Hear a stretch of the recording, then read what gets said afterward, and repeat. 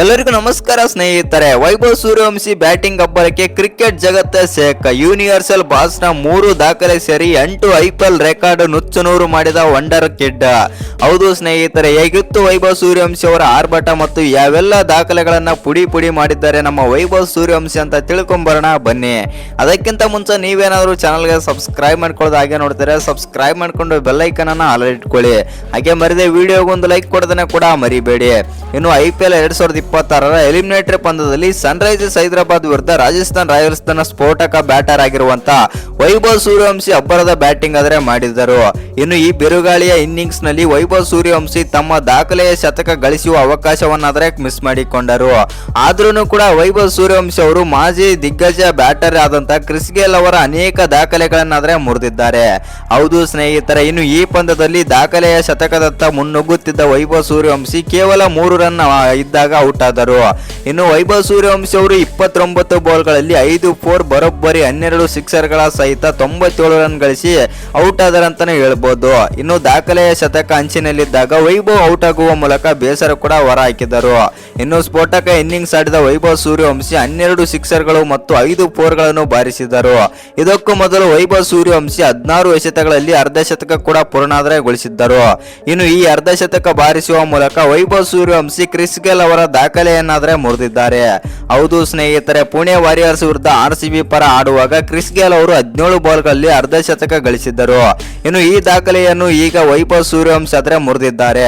ಯಶಸ್ವಿ ಜೈಸ್ವಾಲ್ ಜೊತೆ ಇನ್ನಿಂಗ್ಸ್ ಆರಂಭಿಸಿದ ವೈಭವ್ ಸೂರ್ಯವಂಶಿ ಕೇವಲ 16 ಬಾಲ್ಗಳಲ್ಲಿ ಅರ್ಧ ಶತಕ ಸಿಡಿಸಿ ಅಬ್ಬರಿಸಿದರು ವೈಭವ್. ಹೌದು ಸ್ನೇಹಿತರೆ, ವೈಭವ್ ಸೂರ್ಯವಂಶಿ IPL ಅಲ್ಲಿ ಹೊಸ ಸಿಕ್ಸರ್ಗಳ ರಾಜನಾಗಿದ್ದಾನೆ ಅಂತಾನೆ ಹೇಳ್ಬೋದು. ಇನ್ನು IPL 2026ರಲ್ಲಿ ಆಡುವಾಗ ವೈಭವ್ ಸೂರ್ಯವಂಶಿ 60 ಸಿಕ್ಸರ್ಗಳನ್ನು ಬಾರಿಸುವ ಮೂಲಕ ಗೇಲ್ ಅವರ ದಾಖಲೆಯನ್ನಾದರೆ ಬ್ರೇಕ್ ಮಾಡಿದರು. ಇನ್ನು ಕ್ರಿಸ್ ಗೇಲ್ 2012ರಲ್ಲಿ 59 ಸಿಕ್ಸರ್ಗಳೊಂದಿಗೆ ಅತಿ ಹೆಚ್ಚು ಸಿಕ್ಸರ್ ದಾಖಲೆಯನ್ನಾದರೆ ಹೊಂದಿದ್ದರು. ಇಲ್ಲಿಯವರೆಗೆ ಯಾರು ಈ ದಾಖಲೆಯನ್ನು ಮುರಿಯಲು ಸಾಧ್ಯವಾಗಿರಲಿಲ್ಲ. ಆದರೆ ವೈಭವ್ ಅವರು ಅದನ್ನು ಇಂದು ಕೂಡ ಮುರಿದಿದ್ದಾರೆ ವೈಭವ್ ಅವರು. ಹೌದು ಸ್ನೇಹಿತರ, IPL ಇತಿಹಾಸದಲ್ಲಿ ಅತ್ಯಂತ ವೇಗದ ಶತಕ ಬಾರಿಸಿದ ದಾಖಲೆಯು ಕೂಡ ಕ್ರಿಸ್ ಗೇಲ್ ಅವರ ಹೆಸರಿನಲ್ಲಿ ಆದರೆ ಇದೆ. 2013ರಲ್ಲಿ RCB ಪರ ಆಡುವಾಗ ಪುಣೆ ವಾರಿಯರ್ಸ್ ವಿರುದ್ಧ ಕ್ರಿಸ್ ಗೇಲ್ ಕೇವಲ 30 ಬಾಲ್ಗಳಲ್ಲಿ ಶತಕ ಆದರೆ ಗಳಿಸಿದ್ದರು.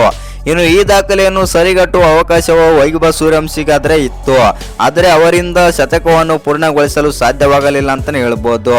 ಇನ್ನು ವೈಭವ್ ಸೂರ್ಯವಂಶಿ IPL ಅಲ್ಲಿ ಅತಿ ಹೆಚ್ಚು ರನ್ ಗಳಿಸಿದ ಅತ್ಯಂತ ಕಿರಿಯ ಮತ್ತು ಅನ್ಕ್ಯಾಪ್ ಆಟಗಾರ ಎಂಬ ಹೆಗ್ಗಳಿಕೆಗೆ ಕೂಡ ಪಾತ್ರರಾದರು.